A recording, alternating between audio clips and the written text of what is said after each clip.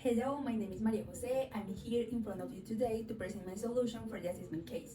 I am a civil engineering student currently working in the administrative area of a company, and I like to combine the structured, analytical way of thinking from engineering with a more open-minded and practical approach I've gained from my work experience. That's exactly the mindset I use to solve this case. The case is about Aeropuntualidad, a Latin American airline that needs to decide whether to continue renting training slots abroad or to open its own simulator center in Panama. The key question is whether it should do it alone or in an alliance with a specialized partner. There are several variables that explain why it makes sense to move from external training abroad to our own center. First, the internal demand is stable and guaranteed. 600 pilots with 8 hours each means 2,400 hours every year. Second, the cost. Today, we pay $400 per hour abroad, which adds up to almost $1 million per year only for our internal training. Third, availability. Demand is growing in the region and it's becoming harder to find slots at good times and prices. Fourth, efficiency. Sending pilots to Miami, Sao Paulo, or Santiago means travel costs per dimes and downtown. A local hub in Panama reduces that. Finally, flexibility and control.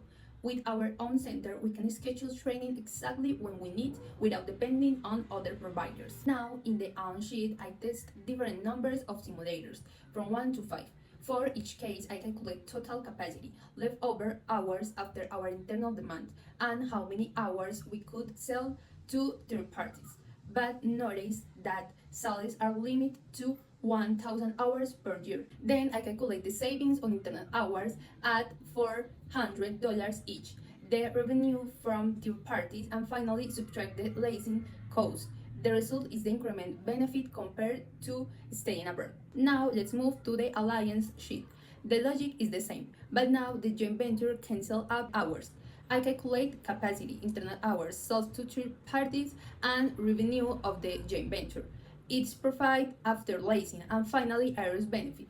Aero benefits in two ways. First, by paying $200 instead of $400 for its own hours, and second, by receiving 50% of the joint venture profit. With two simulators, capacity goes up to 14,000 hours, so we can sell full 8,500 hours. Utilization is around 78%, and Aero's benefit reaches $1.42 million. Summarizing the numbers, if Aero operates alone, the optimal choice is just one simulator, with an incremental benefit of $0.36 million per year. On the other hand, in an alliance, the best option is two simulators, and the benefit increase to $1.42 million per year. In conclusion, the best alternative is to open the training center in Panama, in alliance with an experienced partner, with two simulators. This maximizes economy value for Aeropuntualidad. Thank you for listening my solution.